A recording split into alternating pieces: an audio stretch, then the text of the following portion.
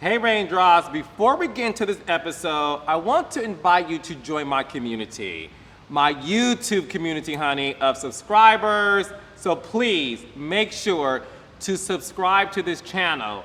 I love when y'all comment on my posts and my videos about all of my stars hopping on Reality with the King to share their lives. I cannot thank y'all enough, so make sure to like and subscribe to this channel.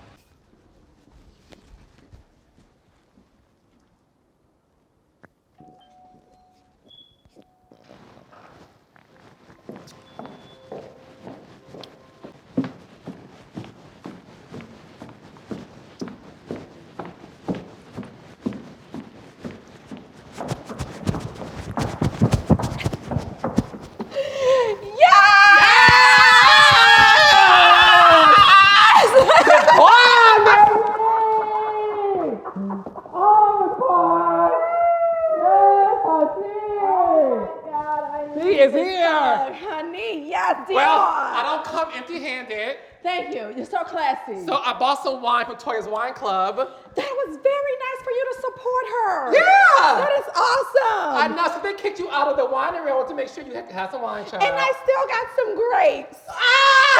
Are we going to stop on that? Let's stop, bitch. Thank you. Yes. I'm interested in trying this. Well, you know, honey, you know how we do. You look good. Well, you know she's on Ozempic. I'm teasing. Baby, I was going to say, listen, Ozempic is working for the girls. I will tell you. Yeah. You look good. Thank you. Honey, she's On my snatched. mama, on my hood, I look fly, I look good. Check my swag, wish you could.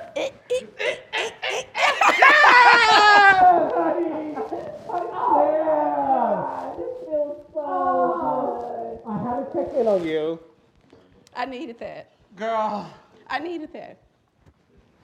I want to check in on you. I want to check in on you. Don't make me cry, bitch. No. No, it's too soon. We ain't. Get your shit. Girl, Yes. season to be jolly. Have a seat. I got you some water. Oh, thank you. I appreciate It's it. not laced with anything. Cocaine. Oh no! Oh Lord, no! Oh no! Okay. Oh no, God, no!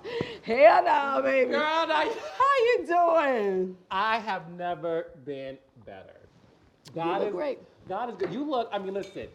All the girls know I have the biggest crush on you. Oh. If I was to ever, you know. You will be my man? Well, you know, I mean. I want a seafood platter. Oh, okay. You know, white base, is it? Yes. Oh, the bass. The bass. It's The not bass. Yeah, So we got fresh. bass, Yeah. fish, Yeah, that's shrimp. bass. Yes. lobster. Yeah, oysters. What is yours goodies called? Well, you know, oysters. Oh. You know why? Why? Because they produce pearls. Yeah. It's oysters for you. Yes, the oyster produce pearls. Oh. Yeah. Did you know that? I didn't know that. Now you know. Oh. This crab may be producing some pearls, baby. No shade, baby. Pearls. Yeah. Well, I think that's the reason why it's been a lot going on.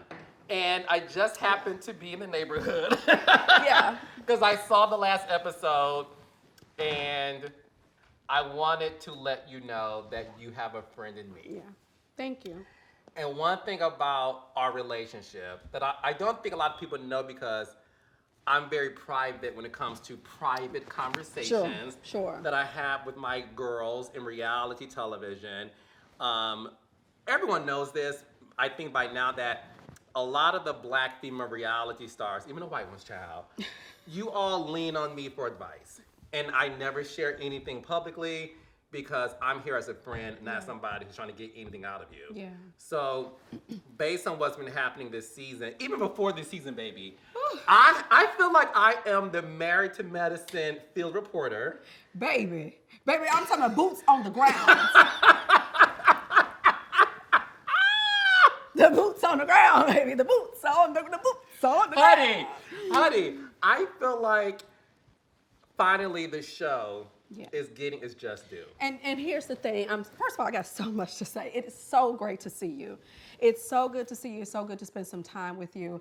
We go back. So people don't even understand how far we go back. Years. You know, years, eons. And I just want to first thank you for being who you were then, and you are the exact same person to me now that you were then. Absolutely amazing, a soundboard, a person who cares. And it's funny because people would think, you know, Carlos, it's all about TV. There's such another component of you in terms of being a real friend where you would say, wrong move. You know, I'm not gonna have that for you. You know, you give very good sound advice. And even if it's not to your benefit. Oh yeah. You know, but here's the thing, a lot of people in production don't do that. Oh, I see what you're saying. Yeah, I see what you're saying. Because sometimes people who are in production, they're always producing. So it's challenging to have something real with them or to have a real relationship, you know, and to sometimes trust what they're saying. I have said some things to you before and you're like, girl, that's it, but that's not. Yeah. You know, and I appreciate that. And I appreciate you telling me even when like, well, I don't know, that one, you probably could have did that a little different. Yeah, you know what I'm saying? that wasn't a move, sis. Yeah. And Yeah. But I truly do appreciate that. So I just want to say thank you so much. And really thank you for coming to check on me. You text me, what was that, the other day, and you said, I just want to know if you're good. I'm not liking how some things I'm saying. Are you good? Don't tell me the strong quad. Yeah. Are you good? And you know what I mean. Mentally, are you good? Emotionally, are you good? And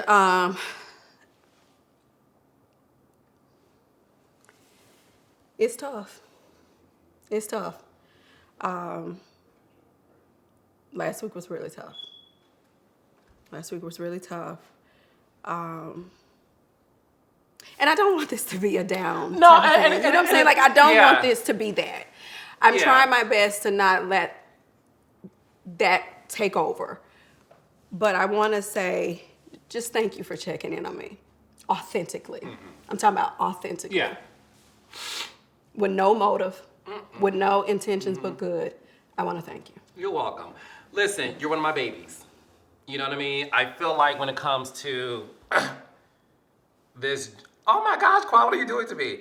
I feel like when it comes to this genre of reality TV, I am somebody who takes this genre very seriously. I am here for anybody who needs me. Even if I don't know you, I reach out like, hey, I'm seeing some things. Are you okay? Are you good? You're somebody who I have always loved. And I know the real Quad. Not saying that you on TV ain't the real you. It's all you, but we only get to see 42 minutes of a show. And when you're on an ensemble show, We got to split it up. you gotta split it up, honey. Yeah. Split the coins in the pockets, child, and a piece of the pie. But you're one of my babies. And you and I have a close relationship because of the fact that we do see each other. You're a champion for me. Yeah. You have held me down through Absolutely. some tough times too, bitch. Absolutely. So this goes both ways. Absolutely. I've been going through a lot personally. You have been there for me. Listen, I love this show and the cast because Heavenly has been there for me personally. Yes. Jackie, Toya, Eugene, Yes. on some medical stuff with family members. I love this genre, and I'm Yes. very protective of the people in this genre, especially the Black people in this genre. If I'm being very transparent, Absolutely. I am sort of like this Papa Bear. So, listen, we're gonna have a good conversation because I don't think the world really understands you. Child, I don't think your cast sometimes understands you. The people don't understand me sometimes, you know, and here's the deal. They don't get a full understanding because the full Quad is not before them, you know, and I say that meaning, like we just talked about, hell, we got, 7, 8 women And then we have, about 45 minutes? And so you're having to try to capture a piece of everyone. But I truly wish people knew how loving I am. I think sometimes that's kind of skirted over, you know, in the show, and how supportive I am and how much I care. I don't think sometimes that is highlighted enough. What I want to highlight before we get into the season is the fact that... But I am glad. Now, let me say this, honey. What was I going to say? Baby, I am glad that Miss Married to Medicine is getting her just due, because, baby, when we came into the market, you know, franchises were already established. You know, we are a single standalone show. And, you know, we had to just kind of claw our way through. And I think that, you know, 10 years later, now we're finally saying, hold on, wait a minute, all of these shows are great, but that one over there, wait a minute, that's the one to watch. And so I'm really happy to be a part of that. I'm really happy to be a part of that. You should be. You should be, especially because you are a Black girl from Memphis. Memphis, Tennessee, baby, M-Town. Okay? Did you know that stardom was a part of your destiny when you was growing up? Because, baby, you have the I and the T.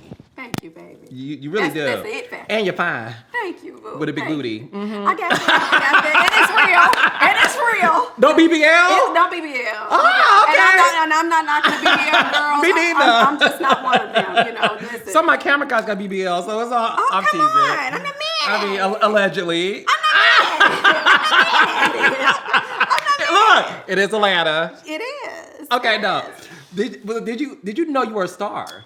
You know what? I've always been a person that's been full of life, full of color, full of energy. Fun is just what I like to do. I like to have fun, and I like to be the reason that someone is enjoying themselves. So that's kind of who I've been all my life. And to be a star, I think, you know, as a kid, that was not something I didn't go like, oh, you know, one day I want to be on television. I want to be, that just wasn't my thing. Honestly, I grew up thinking that I was going to become a pediatrician. I was going to be married at 26 years old with 2 children and a husband. And, and that was the furthest from the truth. You know, that wasn't what God had in store for me. But I do remember one day I was in Nashville at this time. I went to Tennessee State and graduate, because see, the people can, the people say when, you have to clarify when, right? I you know what I mean? I graduated from Tennessee State University. Okay? She's degreed, honey. Yes, she is indeed. Like a deodorant. Yes, she is indeed, honey. Never sweats, never sweats. But I do remember where I met this woman, and she was like, I did not know this woman at all. And she said, ma'am, can I talk to you? And I'm like, okay, sure. And she said, you would do very well in healthcare and in Hollywood. And I just knew, I said, this lady don't know, she doesn't know what the hell she's talking about. She's talking about Hollywood, baby girl. Child, I am a biology pre-med major down to the Tennessee State University. What are you talking about? Like, clearly, you don't know what you're talking about Hollywood. Little did I know what she said will absolutely be the path of my life. I did well in medical device sales, you know, jumped off the porch and got into that. I did an HCARP pre-vet program at Meharry. I did also a Johnson & Johnson and McNeil internship, and I think the drug at the time was Concerta. It was for kids with ADHD. Thoroughly enjoyed it. It was an opportunity for me to mesh my biology degree with a minor in chemistry along with the natural knack that I have for people, you know what I mean? And so I was like, this is great, like this is what I want to do. And it opened my eyes up to the field of medical devices. I started like with a pharma intern and was like, oh, there's more? And sold capital equipment and I actually trained doctors in the ER on certain devices. And I did very well there, and then of course we know years came, fast forward, and then I got the opportunity to audition for Married to Medicine. And 10 years later, here we are. Was she a prophet? Baby, it sounds like it. Baby, where's she at now? Because I didn't know what's going to happen next. No. Heavenly said on my live, the live that she and I do, that at the time when Married to Medicine was conceptualized, she said that you were living with Mariah. No, I've never lived with Mariah. Where'd She that said you come were a from? roommate. Oh, baby, no. How? Like now, Three's wait. Company. Now hold the line. Well, you Chrissy. Come and knock on my door. I've been waiting for you. No, Three's Was Company. Ada Jack, was Mariah Janet, Oh and bitch, my was you Chrissy? God, I was not Chrissy. Chrissy is kind of aloof at times, you know what I mean? That was not me. But no, Heavenly has then again reported something loud and wrong. Loud, strong, and wrong. No, not at all. So Mariah and I had never been roommates. She was a very dear friend of mine. In fact, I had come to know her because I used to date her cousin.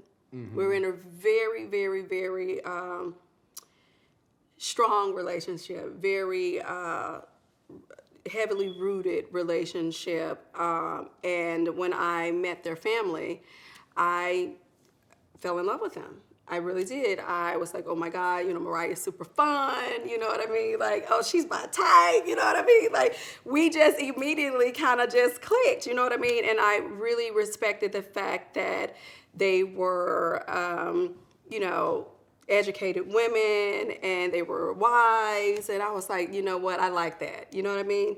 And so that's how Mariah and I had come to know each other at that time. And then our friendship just snowballed, you know, and before you know it, we got each other so well.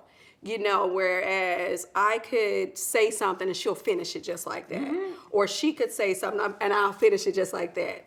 And you know, Snow White and the baby, and a set of dwarves, baby. Iconic. You know what I mean? And it was never rehearsed. It was never rehearsed. It was just us being us. That was us. What people don't know, that was us on the daily basis. Like we wake up with the shit. You know what I mean? Yeah. We woke up with it and just would have such a great time together, you know. And you know, our families meshed. It was just like family, you know. It was really that friendship was just like a family-based friendship, you know. But I used to date her cousin. Do you miss your friendship with her? You know, the fun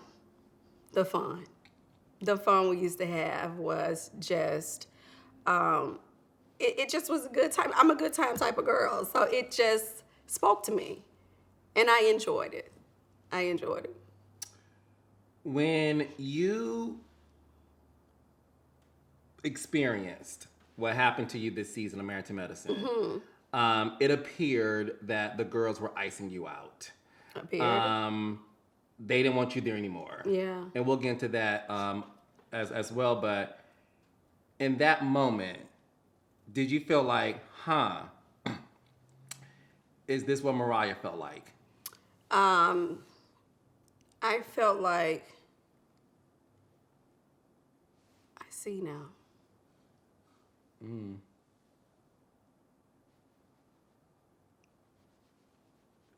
Is that when, because Mariah's a star, She is. okay? Now, let me tell you something about Miss Quiet Honey. I don't believe in giving you nothing, but I also don't believe in taking anything away from you. So I'm not going to give you anything, but I won't take nothing away from you. I just can't find it in me. I can't find it in me. So you'll give her that. Absolutely. Yeah. Absolutely. So when you are, and I know there's creating shows and casting people. There's women on my shows, I'd be like, oh baby, that's a star. Yes, absolutely. You know, have you experienced what Mariah said on my podcast, and I'm paraphrasing, of course, which is when you know your worth and you remind people of your worth, sometimes not in the best way, but when you know your worth and other people may know your worth. But they don't want you to know it. They don't want you to know it, and you refuse to be quiet about it. Do you sometimes feel like that can create a situation to where you're not able to grow. And when you're not able to grow because you know your worth, sometimes you're being pushed out. I think it's important for everyone to always know their worth. You know, I kind of grew up in a family where my family would just infuse, you know, having a high self-esteem, knowing who you are, to ask a lot of questions, to not just let a person tell you any and everything and you just go with it, to be your own person, to be a visionary, to be a thinker. So that's the kind of household that I grew up in. So for me, it would be abnormal, right, if I did not know my worth. It would truly, to me, be foreign, you know. And so with that being said, I think sometimes people feel like you're better in that position. Although I know, you know, let's just talk corporate America for a second. You can be amazed. You should probably be on the executive level, right? But if the person who you are working for sees you better in kind of a junior role, right? Then, because it behooves them to have you in that junior role, right? Then it might be difficult for them to elevate you to the executive role, because then who are they going to get to play, or who are they going to get to be in this junior role that they need? And it's working for them. You know, it makes things a lot easier for you to be in a junior role. It makes things, you know, more money is being made for them if you're in the junior role. You know what I mean? And it's unfortunate, and we see that all the time. We see in corporate America, people are always looked over for promotions. It's like, listen, this is what I offered the company. I made the company this amount of money, you know, this year. You know, this is what I brought, this, you know, this huge book of business. You know, I brought this account, and they closed on that account, and this is how much they made. And I, you know, was waiting for that promotion, and I was looked over. And it happens every day in corporate America, because that's where I come from. So I will always encourage people to know their worth and know what you bring to the table. When you were going through what you were going through, and you saw Mariah go through what she went through, obviously she created the show, right? She still gets a concept by credit to this day. You saw some things that happen behind the scenes, right? That is obviously at your discretion. But when you look at your experience these past couple of months, taping this season of Married to Medicine, and you felt like, I now see what she was talking about, do you feel like you were a part of that ecosystem that pushed Mariah out of her own show? Well, I would never want to push anyone anywhere, you know, but to greatness, right? I think sometimes we have to do a self-reflection, you know. I just could remember one time Mariah saying, y'all not married to medicine, y'all married to Mariah. And that was hurtful. That was hurtful. And I'm your friend, and I got your back, and we're gonna go the long way. That was my heart posture, and that's what my mentality was at that time. And so to hear her say things like that, it was more like, wait a minute now, we doing this together. What do you mean when you say that? And how am I supposed to feel when you say things like that? You were arguably the breakout star of Married to Medicine. Oh, child, baby, don't say that out loud. I mean, is that? Don't say it out loud, baby. That right there alone, that is so loaded. That is automatically walking down, like that's like putting on a vest with like 10,000 targets on you, like bullseyes, and you just ready to, people just ready to gun you down. No. Is that? Let's have a real conversation. Let's have it. And this is coming from the king of reality television. Let's have it. Every single ensemble show has a breakout star. Every single reality show has a breakout star. Okay, Cameron. Okay, Across I the board. want everyone to know that because we're gonna have a real conversation. Destiny's Child had Beyonce. Yes. The Jacksons had Michael. Baby, don't they? Or didn't they? Chicago Bulls had Michael Jordan. I will say so. Let's talk about it. I don't think there's anything wrong with giving someone their props in terms of saying, you the breakout bitch. And guess what? Good for you. Let's all support each other because at the same time, there will be no Beyonce without Destiny's Child. There will be no Michael Jackson without the Jacksons. True. And there will be no Michael Jordan without Scottie Pippen. Absolutely. So no one can do it on their own. And I'm saying this, loving the show, being a fan of it, but I'm real.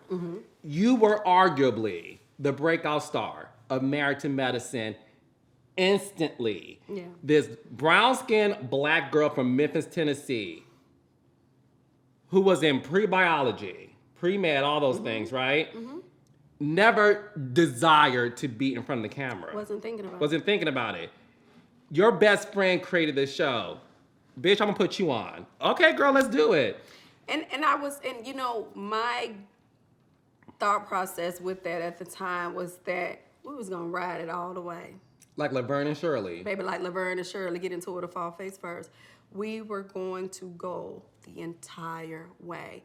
And my ideology of thinking was there will be some doors that she would open and I would walk through them with her.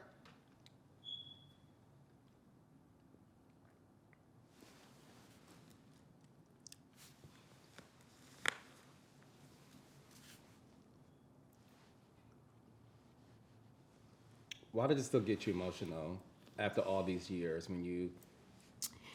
And there will be some doors that I would walk through that I'll be like, baby, come on, baby, now at 2:30, baby, I got this door over here, it's open. Let's go, girl, put your shoes on. We gotta get there. And that's what I was always thinking. I thought that that would be our whole entire existence in television. I truly believed it. I believed it with everything in me. You couldn't have told me anything different. That's how much I wanted to share this experience with her. I did. And then things shifted. It's kind of like, you know, that whole thing, you know, arguably the breakout star, Andy Cohen saying, you know, I'm obsessed with her. And, you know, me at that time, I'm not knowing, you know, really understanding how TV works and what truly did that mean to hear people say that, right? I'm not really understanding. I'm like, okay, I'm glad I made a good impression. You know what I mean? But it just was, it stopped there for me, you know, because I didn't have the full concept of what was about to happen. But she did, and other people did too. And I think at that very moment, that's when things shifted in our relationship. Do you think Mariah was jealous of your success? I think she felt like this is her baby and she deserved to be in that position. How dare they say that about someone else? And especially it being Quad. You being labeled the breakout star, you're the first person I've ever said that to that didn't say, of course I was, bitch. Because a lot of women who are the breakout star, I've said it to Nene Leakes, for example. She's like, but bitch, duh, right? Like, of course, okay, bitch, girl. what's good? When I say that to some girls, they're like, yeah, bitch, duh, I know that. You're the first person I've ever spoken to that when I said you were the breakout star, you got uncomfortable, as if you are suffering through PTSD from what that label means to you, because you, and I don't want to put words in your mouth, but what I'm gathering from your energy is being called the breakout star makes you uncomfortable because you probably were never celebrated hearing that. Being called the breakout star apparently has brought you turmoil, losing your best friend, possible jealousy, possible envy. Why Am I on the money with that one? You don't seem to like receive that. You're on the right track. It's a lot to carry.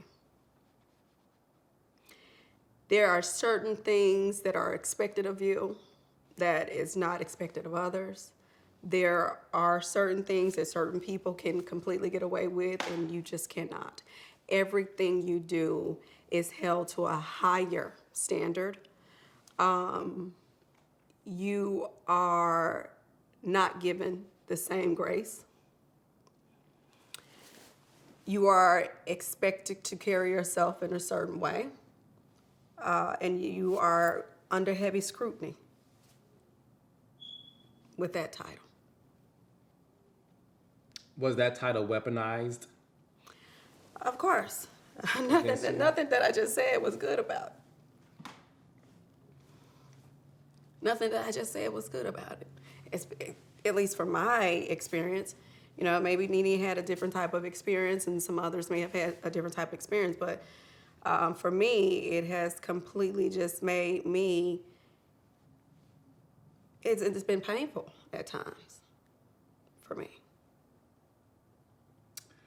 What we saw throughout the course of the season was you becoming this star. Mm-hmm. And this is somebody who did season 1 of Atlanta Housewives. And I told Nene to her face, bitch, you're a star, before we wrapped production. This is 2008, before the show even aired. I said, you're a star and you're gonna be major. I did season 1 of Jersey Housewives. I told Teresa Giudice, bitch, you flipped that table. After she did that, I said, you're a star. You're gonna be the biggest star on this show. Wow. I know a star when I see one. And when it comes to you, we saw that you've had Sister Circle. Mm-hmm. You were signed by the biggest agency in the world, one of the biggest agencies, CAA. Mm-hmm. You've had so many opportunities that were given to you. Similarly to a lead singer of a female girl group who starts to experience things outside of the collective, yeah. Right? Did you get a big hit, though, when you started to receive these compliments? Because one thing I have seen, yeah, women say, I'm the star of the show, bitch. This is my motherfucking show, ho. I'll get there when I get there. Y'all wait on me, honey, please. She'll come when she comes.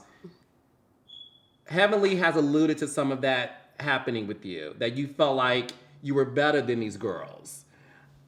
Is that the case? Did I ever say that I was better than anyone?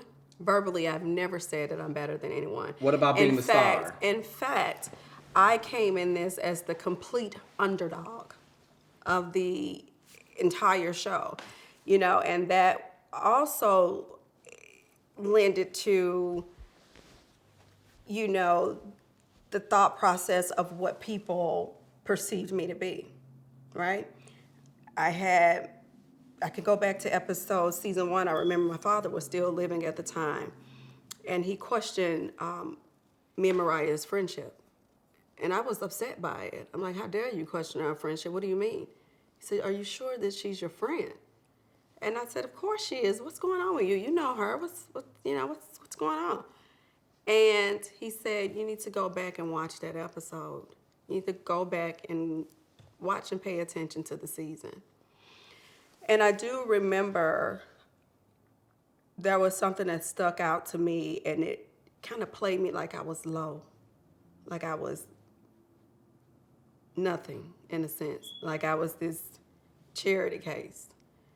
I remember the words was like, oh, you know, she just don't know. She doesn't know how to be a doctor's wife. You know, like she just has to, you know, we need to mold her. And, you know, along those lines, as if I had no couth and I was not polished and I was, you know, not well spoken. And that's, my vernacular has always been my vernacular. And I'll tell you why. I'm from Memphis, right? I don't know if you've ever been down there, and I went to Tennessee State University, and I remember people would make fun of us, you know, like, oh, you know, girls from Memphis, and y'all talk like her, there, screed, burr, you know, and I'm like, I didn't like it.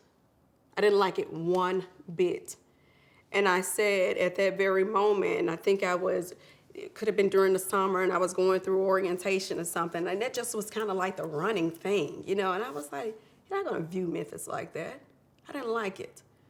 And from that moment, when I got into my dorm room, and the young ladies that came in with me from Memphis, I was like, listen, we're hanging out anyway. We're on the 5th floor. I stayed on the 6th at that time, and we would go downstairs. I had a couple of friends from Memphis. It was a gang of us that would hang out. And I said, we spent a lot of time watching Miss Cedar's World and all of this. Let's get the dictionary out.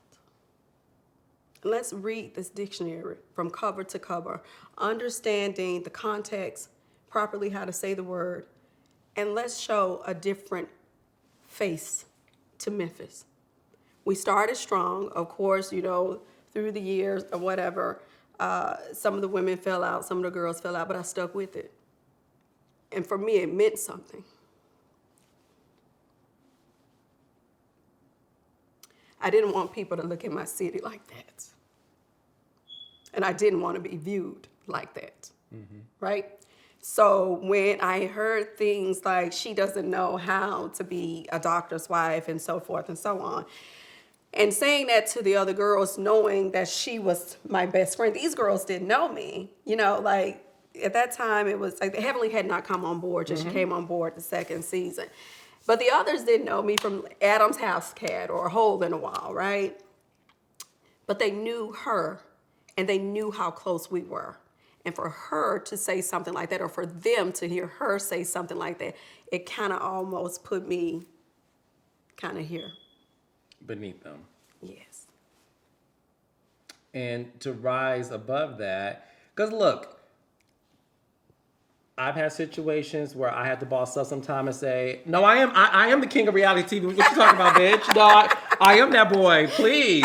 We all go through that. And I want to have an honest conversation because I think it helps people understand things.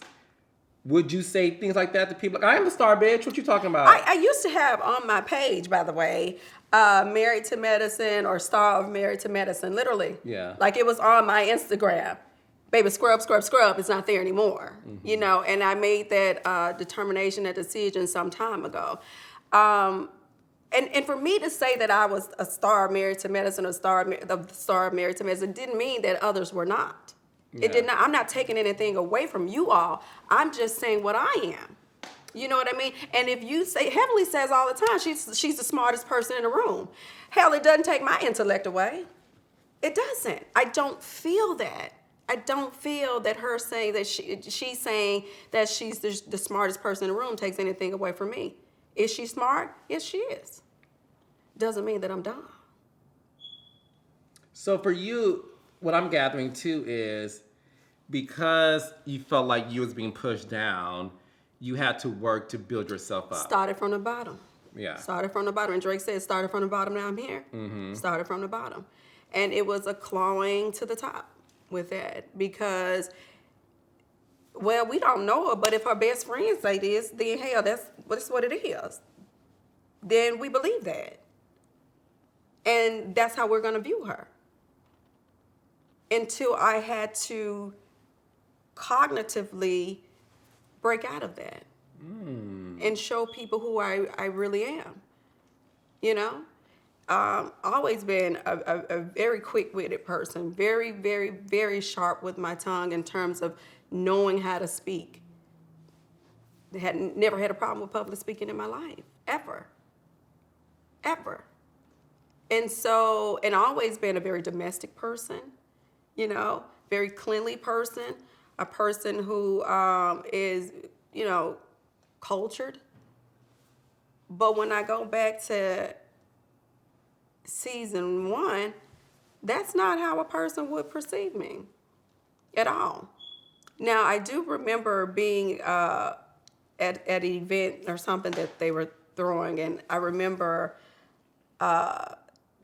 Carrie and Toya was kind of coming at me about, how could I marry someone that would call off the wedding? And, I went through that too. And then there was some things that was transpiring early on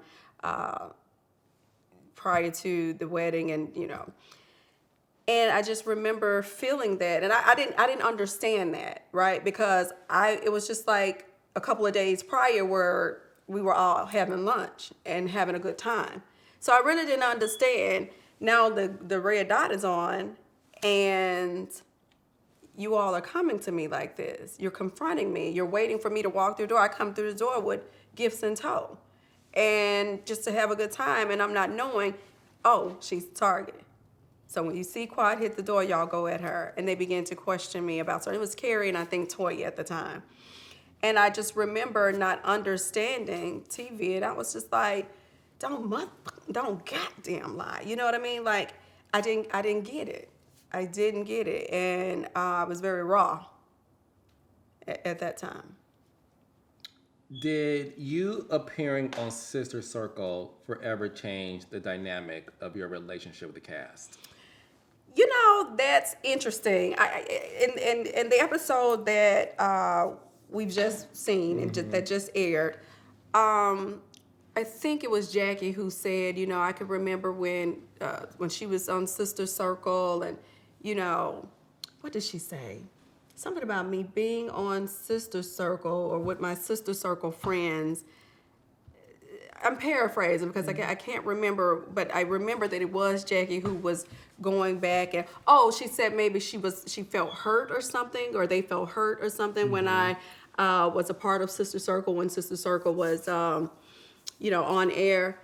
And I'm just looking at that like, how so, Jackie? Because you guys are a group of friends of mine. These women are a group of friends of mine. Why can I not have 2, 3, 4, 5, 6 groups of friends? At that time in my life, the girls that were a part of Sister Circle, they were more tender and soft and understanding and showed lots more of compassion for what I was going through. During that time, my marriage had begun to unravel. Things were not good at home. And some of the girls knew what I was going through. They didn't know to what magnitude. Mm-hmm. Of course, at that time, I'm emotionally trying to gather myself. I'm mentally trying to make the right decision for my happiness and for my future, but I was still loved my husband at the time.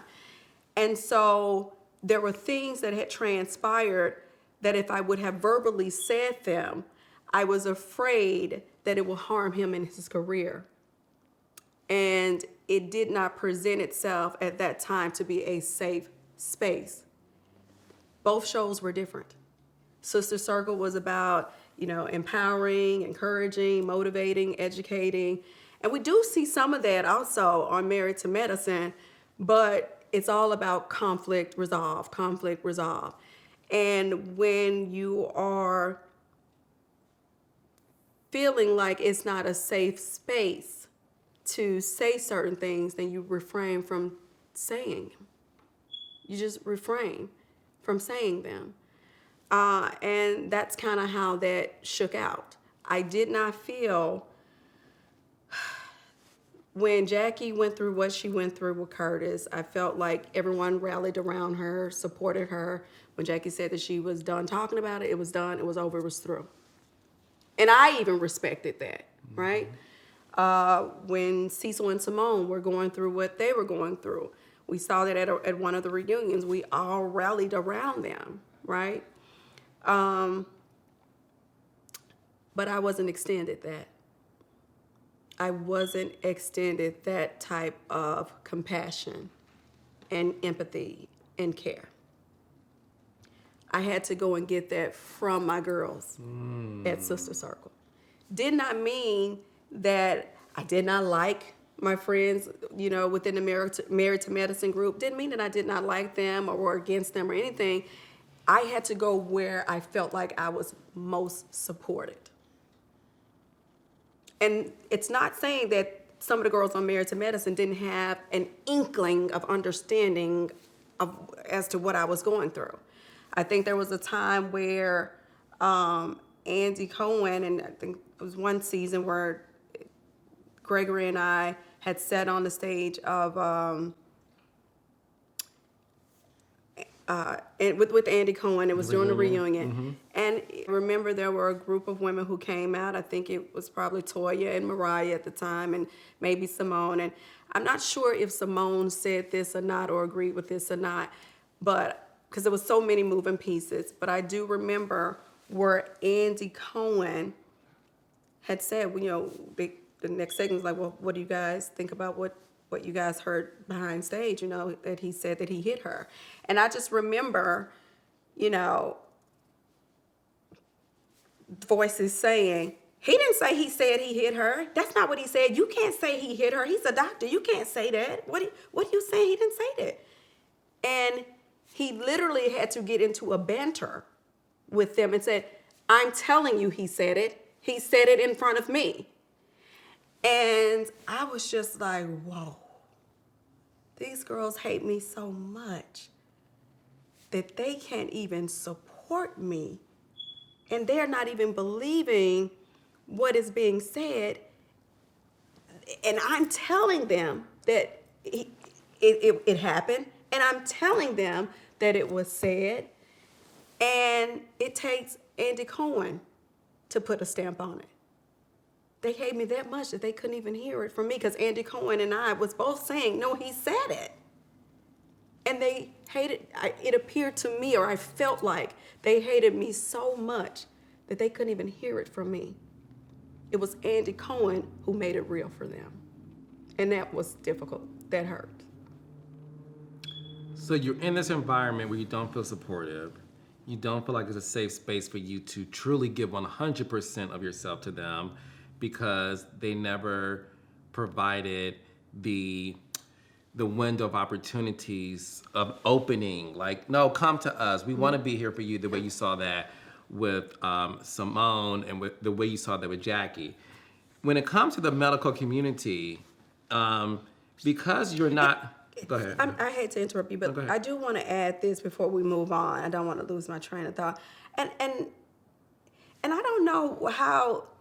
They're in the scene, in the episode, they flash back to, I think it was my book launch, and I had an all-white party. It was like a birthday/book launch, an all-white party. And they flash back to me saying, I was going to give up on women, and then Sister Circle came into my life. I really felt that way. I had a lot going on. I had, other friends, that are not on the show who just didn't understand. I had the pressures of what was going on with my relationships with some of the girls within the Married to Medicine group of friends. And then, there was Sister Circle. But slightly after I gave the girls of Sister Circle their flowers, I turned to give my girls from Married to Medicine some love and to acknowledge them as well. And I looked around, and it was already understood. It's kind of like they had a perception. They couldn't even give me the time or the patience to get to them, to say the things that I also wanted to say about them, which was also saluting some of them, which was also paying homage to some of them and highlighting who they were to me in my life. Not all of them have been poor to me, maybe at different times, or hell, they could say the same about me, So they just didn't, it was kind of like it was already etched in their mind that, oh, she spoke about Sister Circle, so she's about to upstage us and say something negative about us, or she's let's go before she says it. And I looked around the room desperately, because I wanted them to hear how much I care for them too. By that time, Toya and I think it was Simone, they had left. They never even got an opportunity to hear what I was about to say, because it was already in their head. Like, she's giving them accolades, but she's not going to give it to us. They didn't give me the time. They didn't give me the patience to even just wait one moment. You're up next. I know who you all are to me. It hadn't always been all bad. It hadn't always been all bad. So I'm tapping in from the times when it was good. You guys we've had some great times together. And we have some deep-rooted relationships. And you guys have helped me get through some other things. I see you. I see you. They didn't give me an opportunity to tell them. I see you. They left. So what is it? Is it the fact that in the doctors community, is it cliquish? Is it that if you're not a part of this very exclusive circle, whether you're in the group by proxy of being married to one of us, okay? If you're out of that club, courtesy of a divorce, is it that we always gonna ride with the medical professionals? No, I don't think so. Okay. It's definitely not that. The medical community is a tight-knit community, you know, especially when we talk about the African-American component of it. It's even smaller than the masses, of course. We are the minority. But it is not saying, oh, well, you know, because you're not a doctor or you're not affiliated with the medical community, then, you know, I, as a doctor, I can't talk to you.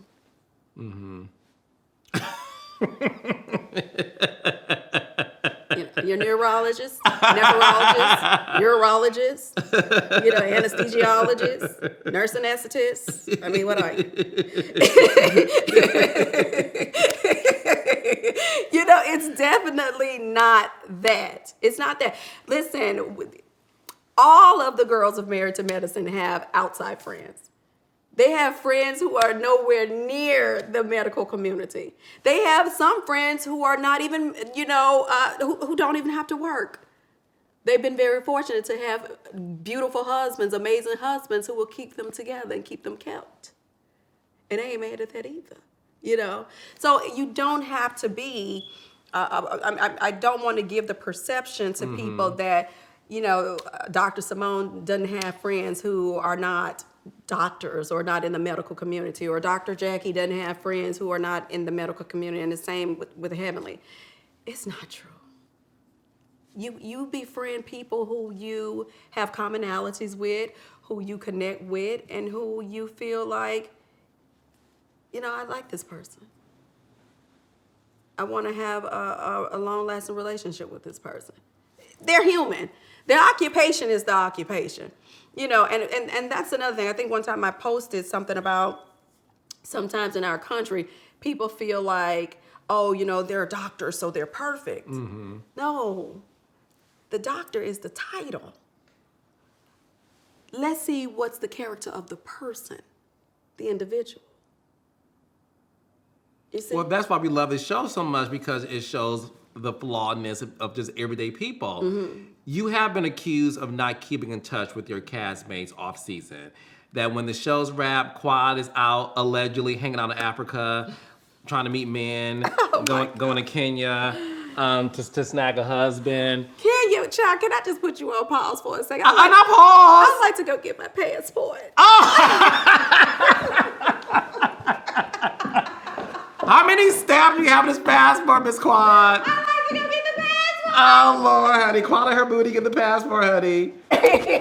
Call me Global Entry. Global Entry, baby. Look at this passport. No, but wait a minute. Even before that, I just had another I'm not thought. a pink purse, okay? You're a little pink Hermes, but but I do. You're so silly. I'm so over you. But I do want to say something. Just I was thinking of this as I was walking to get the passport. Okay. You know, people say, oh, well, she was like this when Sister Circle was on air and when she had Sister Circle and Sister Circle. What I do want people to understand is I shared that platform with my friends of Married to Medicine. I shared that platform with Dr. Jackie, Dr. Heavenly, and Contessa. Dr. Heavenly, Dr. Jackie, and Contessa could come on that show as much as they wanted to. We did a whole lot of cross-pollination when it came down to filming both shows. It was great for everyone. So when people say, oh, well, you know, she just cut them off and, you know, she thought she was all that and she didn't, you know, share anything. I shared my platform with them. You know, I think one time we had Jackie on the show and she talked about her 50 Shades of Pink. Shouts out to the 50 Shades of Pink, a charity, foundation. Another time we had Dr. Heavenly there, and she was talking about doing a dental makeover. And we had Contessa there talking about, I think, opening up a new practice or something. So I had always, at the time, shared that with him, with the people who were my friends with my friends at that time. Dr. Simone and I were not on the same page, or else I would have shared it with her too. You know, I don't see why not. Right. You know, and if Toya and I had been on the same page, and if we were in a good place, I would have shared it with her too. It takes nothing away from me to see someone else win. Nothing at all. So I just really want to make that abundantly clear to people, because there's always like, there's Married to Medicine, and then there's Sister Circle. I am for who's for me. And if you're good to me, I'm even better to you. Are the Nigerians good to you? Now, baby, I don't know. Baby, wait one second. Are the African men good to you? I don't know a thing. The people said that I went down to Heavenly said you were in Kenya, you hang out with some of these housewives and these reality stars, and y'all go to Africa to meet men. No. Why would she say that? And she said Kenya, baby. Let me see if I can go through here and see if there's any page. What about Ghana? On here that says Kenya. Now, the only part of Kenya that I've ever heard of was Nairobi, and that was the hair mousse. I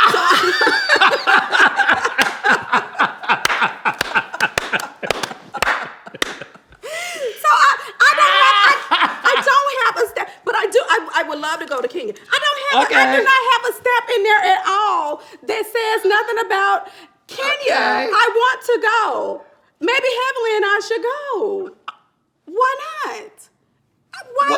What is she gonna do there? Well, she may want to go on a safari. The girls might like see the little giraffe or something. A long neck giraffe or something. I don't know. I don't know. What do you mean? A giraffe? A giraffe. So wait, how are the Nigerians in are the giraffes long? I don't know anything about a giraffe in Nigeria. I've never been to Nigeria, actually. So what is this thing about you go to Africa with the housewives? First of all, the people just say whatever they want to say, and because they say it loud, strong, or wrong, then the people be like, oh, she. No, I actually do for holiday. I do go to Ghana. I love Ghana. Absolutely amazing place. But listen, I'm over there with like the second lady of the country. Like the second lady of the country. That means, so they have the president, and then they have the vice president. Well, they have the first lady, and what they call over there is the second lady. That is the vice president's wife. She's the second lady. And I was a bit confused, when I first tapped in, because I was like, well, wait a minute, could he have two wives? Does the president have two wives? He has a first and a second lady? I was like, baby, oh my God.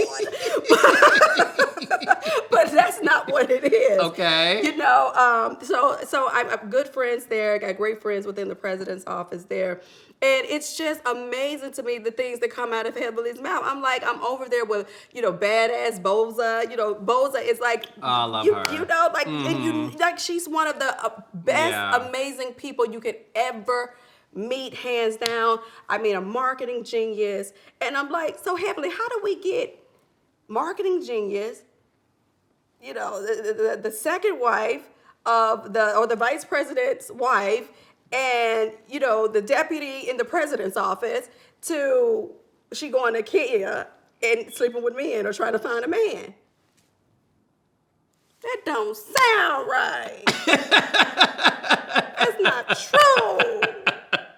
Why you keep saying this about me? So there's no African. No, okay. Not at all.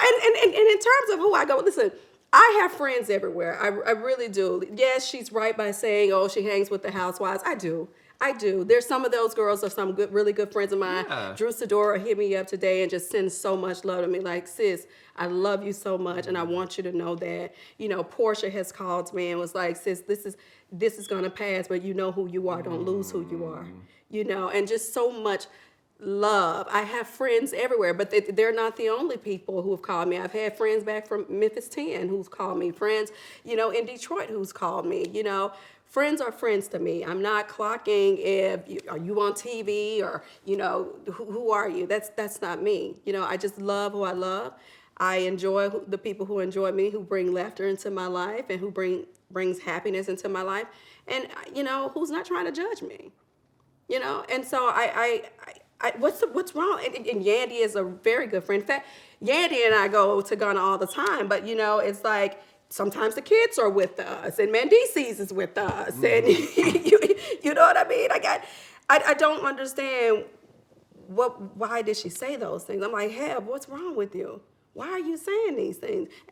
And the shit you're saying is not even true. What's wrong? What is it, Heb? Because I don't get it. Am I not allowed to have other friends? That's what it seems like, because they made a lot of things that transpired this season is the fact that they're saying when you guys stop filming, you don't keep in contact with any of the girls. That's not true. That's an untrue statement. When we are not filming, I am in contact with those who want to be in contact with me. I believe that a relationship is not one-sided, it's reciprocal. And that's what I believe. But just because I don't hear from them, I'm not, nailing them to the cross. I figure, they're busy. They are creating new businesses. They may be traveling themselves. It's an opportunity for them to spend some time with their family. And so I don't really get, oh, well, she didn't call us. Did you call me? Did you call me? Did you one time even think to pick up the phone and call me? If you saw my Instagram, then, hey, maybe that made you think of me. Why didn't you call me? Because so off season, you keep in touch with who? Heavenly, Jackie. Are you talking about now in the past, or are we talking about? Yeah, in the past, because they made it seem like that's just not your MO. Like ever in life. For the past couple of years. No, that's not been true for the past couple of years. I could definitely say it's been a little distant this year for sure. But when we left New York, I didn't feel like there was bad blood between any of us outside of, the situation between Toya and I. Mm-hmm. But I didn't feel that, Simone and I were just in a bad place. Simone and I needed to talk about some things and reactivate our friendship. I definitely didn't feel like anything was different between Heavenly and I. Didn't feel like anything was different between Jackie and I. I just didn't understand, why are we making it such a big deal that Quad has not called us? It should be a reciprocal thing. Did you ever call and check in on me? Mm. I need that too, And it's just disheartening that here I am being held to a standard that they don't even have to meet the requirement. Mm. Before this season started, Carlos King exclusively reported. Exclusive. Woo, baby, let's get some water. Mm. Breaking news on Reality with the King, honey. You want true tea. Come to Reality with the King, child. If you want allegations and assumptions and lies, you know where to go. No, all jokes aside, I was the first to confirm that Phaedra, obviously. I do want to add something else. I actually even had a conversation with Simone off camera. I said, I want to sit down with you. I want to talk to you. And we met over at CNS, the one right here, over in Sandy Springs. And I said, Simone, what have I done to you? Just tell me. I said, go back over the entire 10 years. You don't have to speak hasty. You don't have to, hurry up and vomit something up. I don't want that. I want the truth. Because if I done something to you, I want to correct it. I want to correct it. And that was last year, I think, before we even went to the reunion. And she stopped for a moment, And we were having a great dinner, by the way. She had a couple cocktails. I had a couple cocktails. I think some oysters was on the table, too. We had a great time. It was like old times. And she literally said to me, "You've not done anything to me." And I said, "Hold on. Really think about it. Whatever, anything that you can think of it. Tell me now." And she said, "No, you've not done anything to me." She said, "You know, I go against you because I don't want Toya to be mad at me." Straight like that. See, that's the alliance I be telling people about that happens on these shows that they want to nail me to the cross for. I tell people that oftentimes on reality shows, ensembles, there's alliances. Yeah. I'm friends with you because I do like you, but let's be clear. I need somebody to have my back, and as a courtesy, I gotta have their back. And the thing is, Yeah. it threw me off a little bit because I was like, damn, really? You've been going this hard? And I've not done anything to you? And it's just because you want to appease Toya? And that threw me a little bit. But I was like, well, Quad, you and Simone haven't been close in a number of years. So is it hard for you to, can you try to understand where she could possibly be coming from?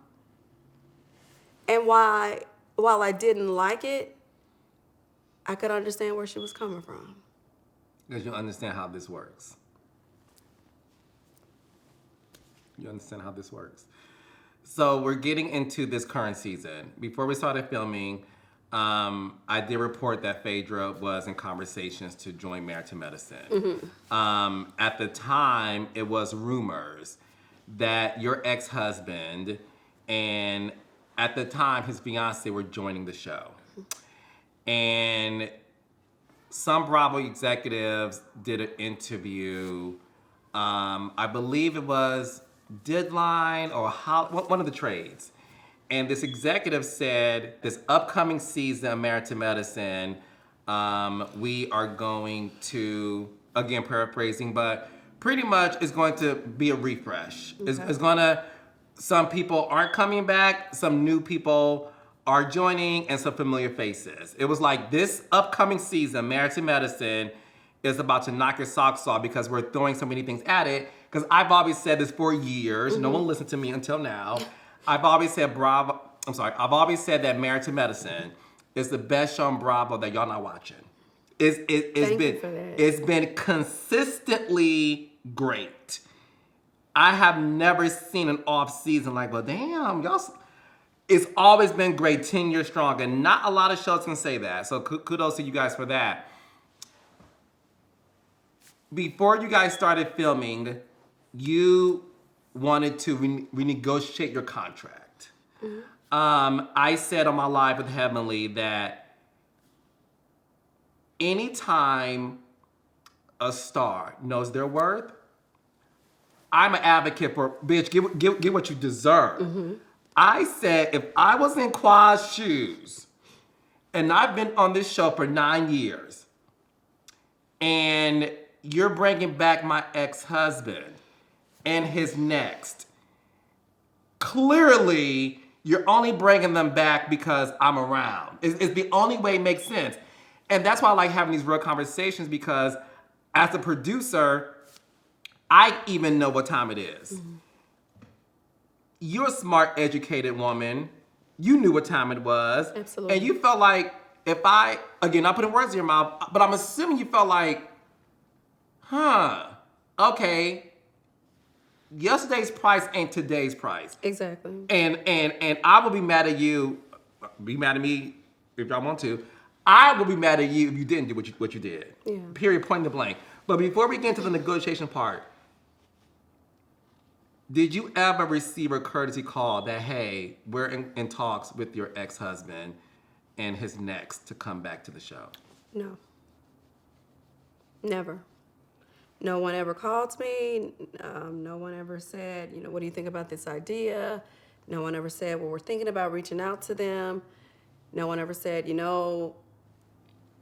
know the turbulent marriage and how the things went, but we still think that this is going to be a good idea for the show. So we just want to give you a heads up we're probably gonna look to bring your ex-husband and his new love interest on the show. No, not at all. I had to learn it like on social media, like everybody else Quad. did. You found out your ex-husband was coming back to the show through social media? No one calls me. I have no text messages. I have no calls. I have none of that. I began to put two and two together when I saw like a lot of some of the ladies kind of hanging out with them, you know, and I was like, oh, okay, I see what this is. And I think there was a cryptic message under one of their posts. I think it could have been Simone, and something about hanging out and talking a lot of something or something. Stay tuned for Married to Me, something. And I said, oh, I see what this is. I see exactly what this is. Wow. Yeah. Been on the show, been, been here since conception. I said that before. I said that I think Heavenly and I one time had a live or something, and I was like, I felt disrespected. Not even a courtesy call. Didn't care how I would feel. Didn't care, are you even ready for that, Quad? Like, is this gonna be some form of a trigger for you? Like, nothing. Crickets. Did you cry? I was perplexed. I was confused. I felt like, why? Why would you be so cruel towards me? Is what I felt. Like, why would you not even lend me a courtesy? Just a phone call. I like to think that over the years, I enjoy Married to Medicine. It's been some tough times for me on the show, but they have become my family. You can't be with a group of people for 10 years and not have some emotional tie to them, and I just felt like, did I mean anything to you all? Anything? You couldn't have called me? You couldn't have just flew in town and sat down with me and kind of just had a conversation with me? Did you, for one moment, take your producer's hat off and just put on your hat of humanity? I wasn't given that courtesy. So then you started to work on renegotiating your contract, and allegedly missed out on 4 to 5 weeks of filming due to. I think it was about 5. 5 weeks of filming due to negotiating. When I learned that, I went to my Clawfist, had my protein shake. Clawfist, Honey, I love it. My Clawfist child. Had my protein shake before a workout, and I said, I don't know if you saw this video that I did. I did a video and I said, y'all filming for 5 weeks without Miss Quad. Y'all brought Phaedra back. Y'all bringing her ex and his next. And we don't have Quad. And y'all mean to tell me y'all want me to tune into next season without seeing the epicenter of that storyline? And I did a mock phone call.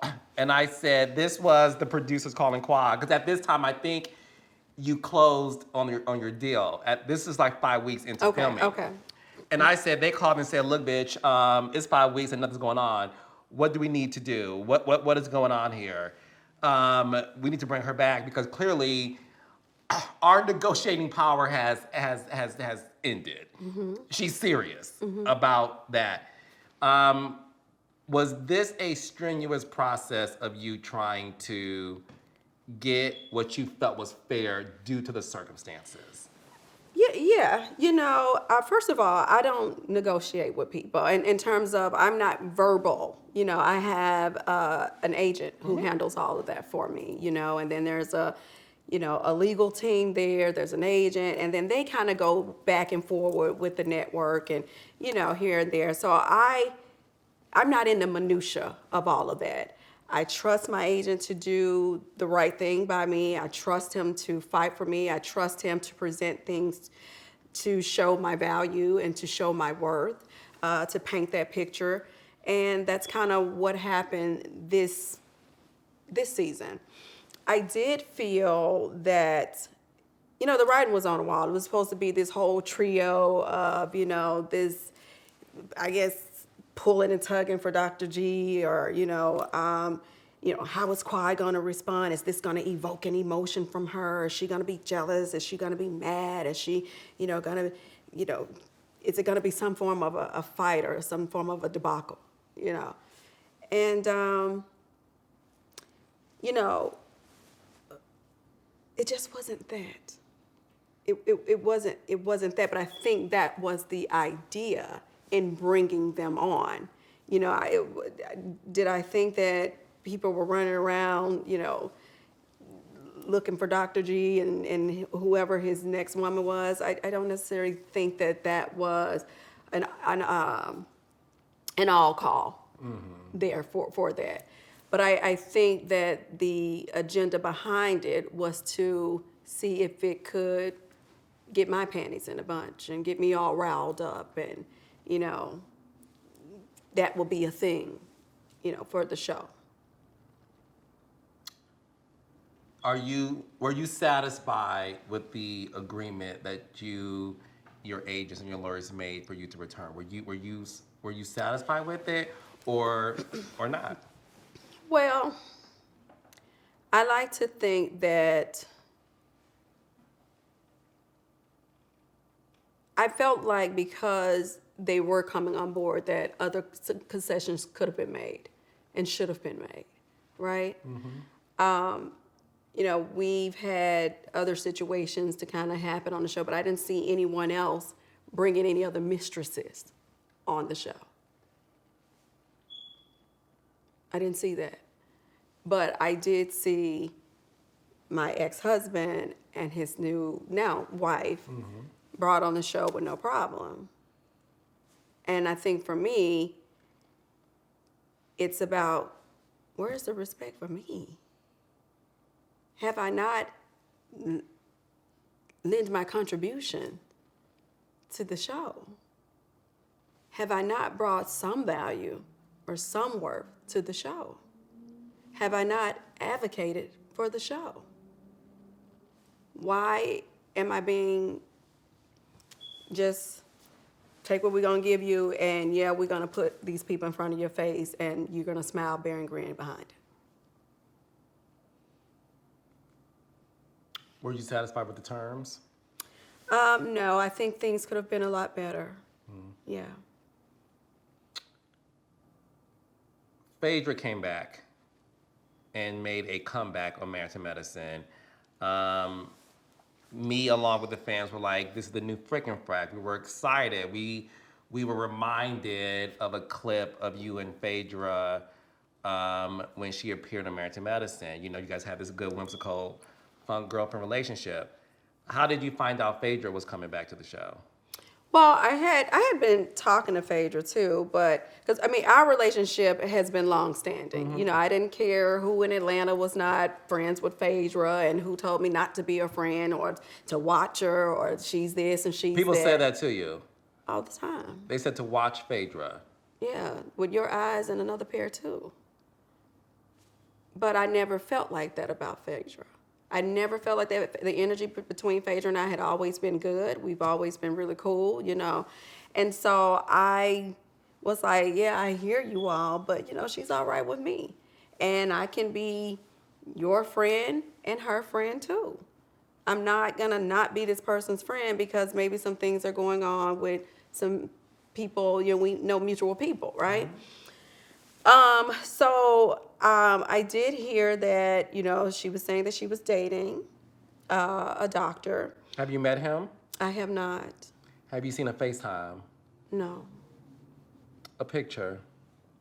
I saw the picture that was on the show with the emoji face on it, but I've not seen like a picture on the phone or if her and I may have been sitting next to each other. No, I'm not. What I will say is, we, the ladies of Married to Medicine, had never seen him yet. Okay.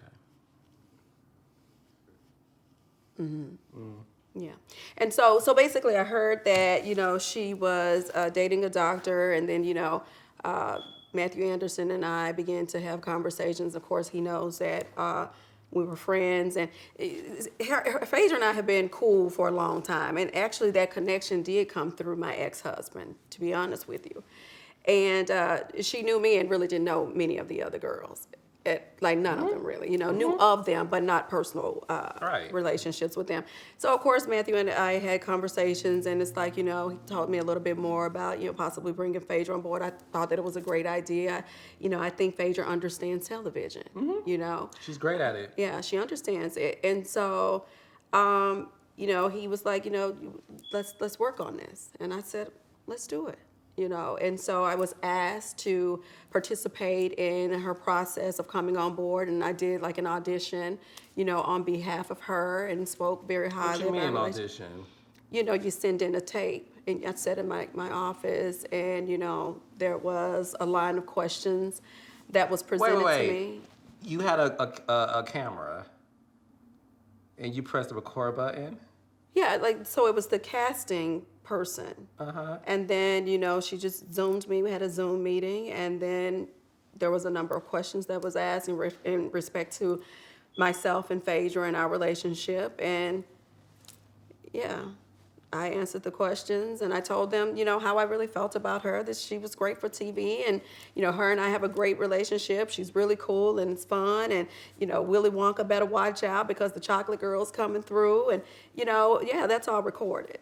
That's all recorded. And so I really was happy to hear, and really even more happy to help bring her on board, So you advocated for Phaedra? Most certainly. That was easy. That was very easy for me to do because I wanted to see her back on television. I thought she was always great for TV. I mean, what it had been maybe 5 years that we had not seen her on a show consistently. And I just felt like, we're good. Her and I are great. So I didn't see a reason for me not to advocate for her. So when you advocated for Phaedra to get on the show, how did you feel in these past 2 episodes when you guys were at the table? And from what I saw, it appears she did not once advocate for you.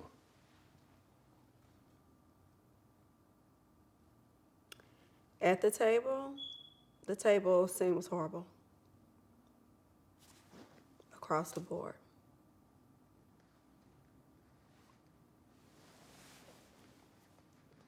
Across the board. The table scene was horrible. And to learn that she had changed her airline ticket. I'm like, that's not what you told me. I text you like, hey, I'm at the airport, what's up, what's going on, where are you? And she's like, oh, I'm running around, girl, I'm at the drugstore.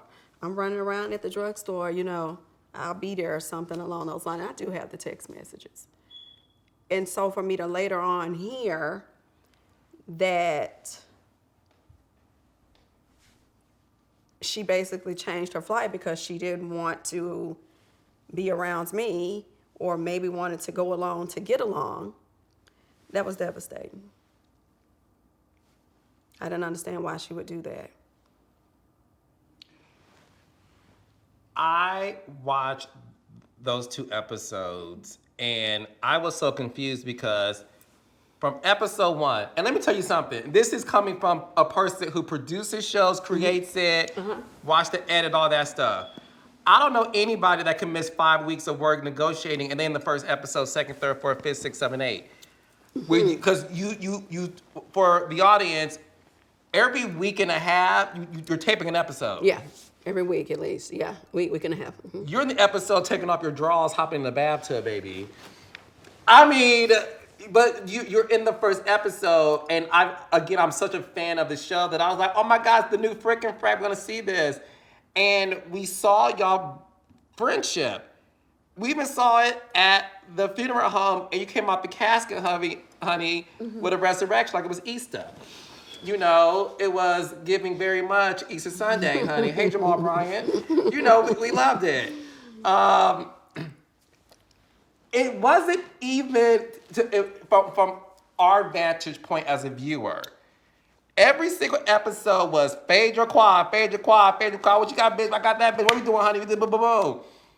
And it was like the next episode after that, it was like instantly, we saw her not even utter a word in your defense. Mm-hmm. And it was shocking to us. It was almost like someone had told them, like, go for quad. Go for quad. She's the target. Isolate her.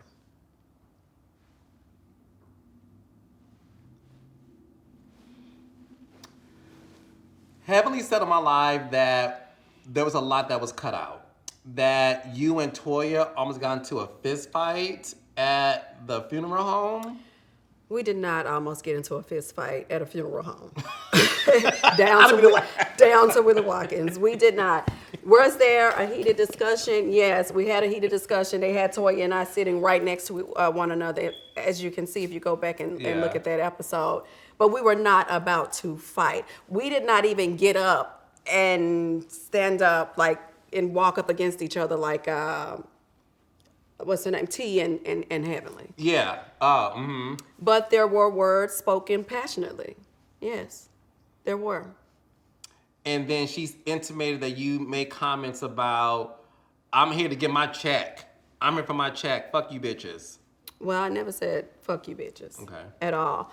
But when you know that someone doesn't like you, like if we go back into the episode and was like, oh, well, can Quad stay with you? Can she stay with you? Can she stay with you? Oh, I'm not getting her room. Does she stay with you? Can she stay? And I was made a mockery of. And it was like no one wanted to room with me, you know? And, Phaedra said she doesn't wish to stay with you. Jackie said no with 8 O's and all of that. And all of that was made to kind of make me feel left out or make me feel unwanted. You know, and so that was the beginning of like, oh, I see what this is. And there were some things that did happen at the resurrection where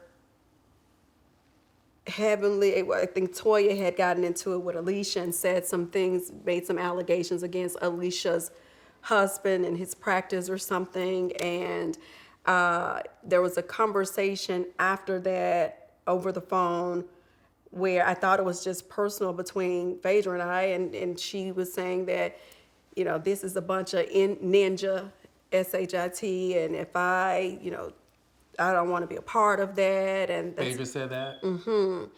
And I was like, well, we're good over here. I mean, the housewives, were, I'm sure, a lot tougher, like Phaedra, like seriously, this is easy for you over here. We weren't picking daisies off of the vines at Chastain Park. Nor were you blowing out dandelions. Okay. So anyway, I just thought that there truly was like a personal conversation between us, just her and I. And then later on, Heavenly and I spoke, and I'm learning that she told Heavenly and Simone and maybe even had a couple of others. Anyway, it got around to the girls, and some of the girls were offended by her saying this is some ninja shit, and she didn't want to be a part. If it was going to continue to go like that, then she would rather just continue to do her one-off shows like Ultimate Girls Trip and things of that nature. And in that, I remember Heavenly and I speaking, and Heavenly said something along the lines of, well, she just got afraid when Toya started going off on, Alicia and making those allegations against Alicia. And she said, I feel like, Phaedra got scared. And I was like, what do you mean? And, she's like, but Phaedra, Phaedra's a liar and this and that. And I said, well, what did she lie about? Are you talking about her not knowing how many months pregnant she was? Because that's what I remembered at that time. My brain kind of went to that. And then Heavenly was like, because I read the book that Angela Stanton wrote. And I was like, oh. And I was like, who's that? Because all of that to me, it was just completely like, I thought about the pregnancy. Right. Mm-hmm. And so with that, there was conversation. I was like, oh, okay. So, whoa. And so then that was kind of like the end of the conversation. So later on, when I see that Phaedra says that Heavenly told her that I was talking about her, I wasn't talking about Phaedra. Why would I bring her or help her get on the show to turn around and talk about her? I did not do that. What I thought when Heavenly said something about her lying, being a liar, I automatically went to the fact that she did not remember how many months pregnant she was, and maybe she did that due to her religion.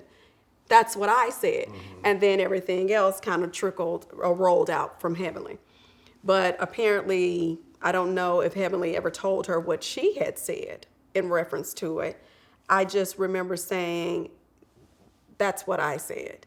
You understand what I'm saying? And so it was interesting that Phaedra didn't even call me and say, hey, were you talking about me? Did you say anything about me? I feel like, there's some things we need to talk about because I'm feeling a certain type of way. And for that, I'm not going to take the flight with you. Instead, you told me you was running around and getting some last minute things and shopping at the local pharmacy.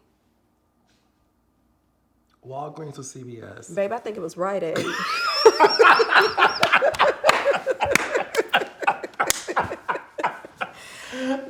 know.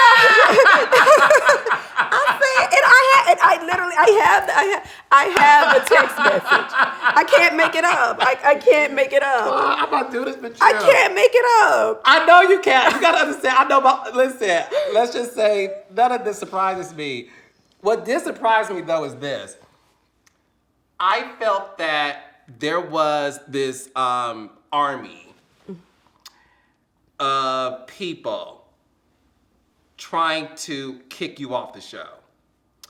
And that there was a mission that when she gets to San Francisco, the mission is to get her off the show. Mm-hmm.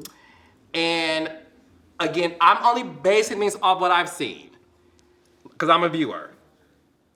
You were so humble to me in your conversations with the girls. Even when you walked in your lime green honey outfit, but baby, that lime green was... It was hidden. Baby, in all the right places. Listen, I saw it too. I was like, damn, Miss Quad, you toting, girl. Oh, I said, my God. Oh, good. Did. I even looked. They had an appetite for oysters. I did, and pearls.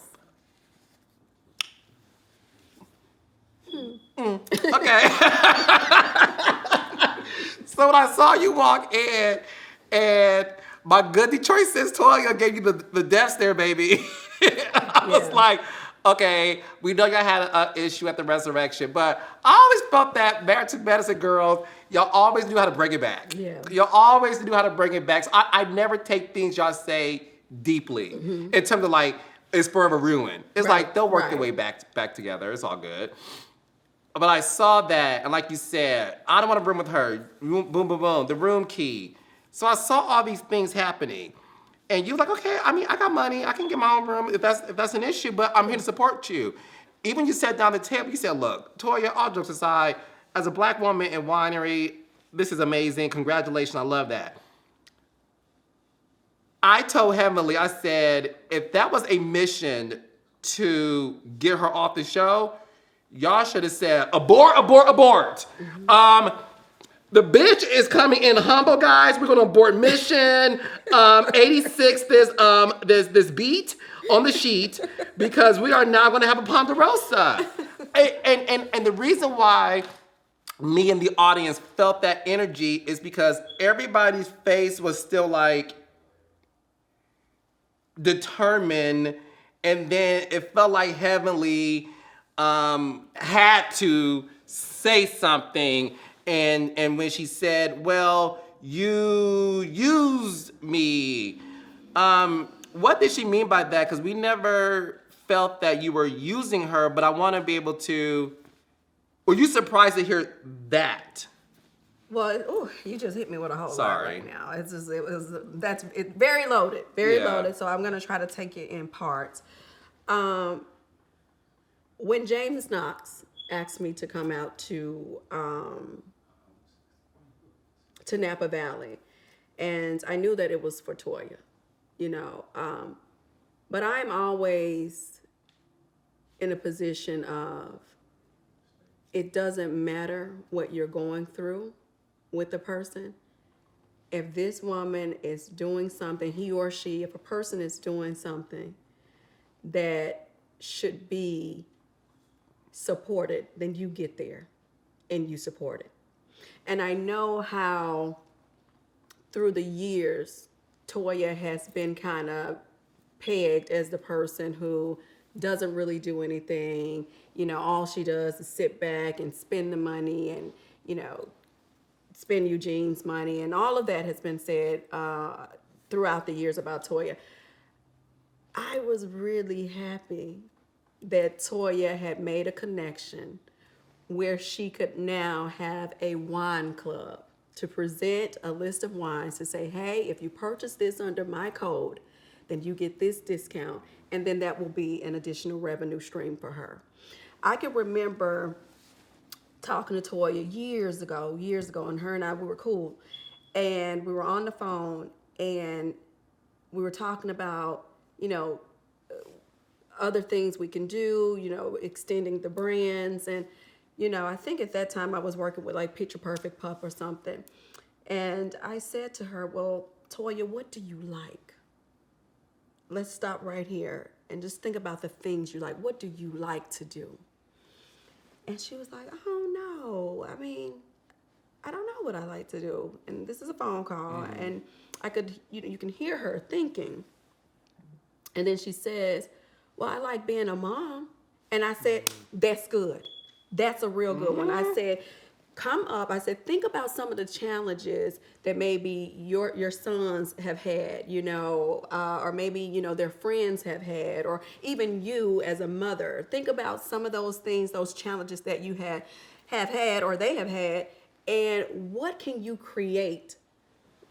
No matter if it's a device, if it's some form of a method to be sold, whatever it is, what can you create that could actually be some form of a mechanism to help the kids be easier on the moms while still being able to earn you an additional income? What does that look like? I don't know. You should probably research it, but that may be a good place for you to start. And this was a one-on-one personal conversation, wasn't filmed. It was just two people on the phone who liked each other at the time, two people on the phone who got along, two people on the phone who were cool. And I stopped for a moment and said, let's brainstorm. So to see that happening, maybe season one, maybe it's between season 1 and season 2 or something like that, or maybe earlier on in our seasons. I can't really remember because I know the people hold me to it. Let me go and see. But I can't remember. But it was earlier years in the show. And I remember having that phone conversation with her. And to see that, 8 years later, 9 years later, she's now able to have something of her own, it pleased me. And I was very happy for her. And I was more than eager and happy to support her. Because I know what that meant for her. But I did not know that I was going to be pretty much ambushed on that trip. I had no idea that what was going to happen. When we left the resurrection, truly I thought, because I went through each one of them. Jackie, are you ready to bury the strife? Jackie said no strife. Heavenly said she didn't have an issue with anyone, then started in on Sweet Tea. And, of course, Phaedra and I were cool and in a good place. I did not know Alicia very much, was eager to get to know her, wanting to get to know her, thinking I had more time to get to know her. Now, her and I have had conversations, of course, off record and off the cameras, so I'm still getting to know her. And then, of course, Sweet Tea, it's sweet tea. You know what I mean? There's a I think her husband is probably gonna trying to keep that wedge between the two of us. You don't mind getting to know her? No, not necessarily. I don't mind. Okay. No, I mean, listen. How I look at that particular situation is, it's been what, 5 years, 5.5 years, maybe close to 6 now. You're supposed to find love again. You're supposed to find happiness again. You're supposed to be able to enjoy your life, whatever that looks like. For him, it's remarrying, right? Right now. For me, it's traveling and seeing life and meeting different cultures and, seeing what the world has out there for me. It's no wrong way. Whatever your journey is to happiness, just get there. Just get there. So I don't have animosity towards her. It wasn't like she cheated with him. Right. This girl came many, many years later. You know what I mean? So it would be ridiculous for me to have something against her in reference to him. Now, she said some things thus far, and I'm sure at the reunion we'll deal with those things that she said in reference to me. But outside of that, in regards to him, I have no problem with her. No. Now, he, on the other end, but going back to that dinner, I just felt like, oh, this is a complete ambush. And I'm sitting here trying to, I'm trying to hear you all out. And I want to hear you all out. And I'm listening and I'm keyed in. But I'm also wanting to have my voice heard. And at every single turn, they shut me down. It's like if I wasn't saying what they wanted me to say, then they didn't want to hear it. And that was very disheartening. It was almost like everyone knew what was about to happen. Everyone was in on it, except me. No, that's what it felt like. And I felt like there was a mission. And I'm not even going to say necessarily from the girls, right? I don't know, because again, I'm not there. But in their defense, it just seemed like everybody was like, we're in on it. And I think Phaedra even knew, which is why she was quiet as a church mouse and avoided flying on the same flight as you. I think everybody knew, except you, but that these girls had to do it because they're on camera, right? And I have never seen you appear so hurt. I mean, when Simone gave you the blow, I literally, even the episode before that, I think I said this to you, I was like, I couldn't sleep that night because it felt mean girlish. And that's never been y'all show. Y'all show never been about like, we're gonna ice one out. It's just never been that. So when I saw it, I was like, this seems weird. And I felt bad for you, of course. Also felt bad for the collective, like, what are we doing here? And then when I saw Simone deliver the blow to you, like, we don't want you here. We want you to go home. What? I was shaking. Yeah. And I saw you look sad. Then we saw you cry when you got back to your hotel room. In that moment, though, Quad, did you feel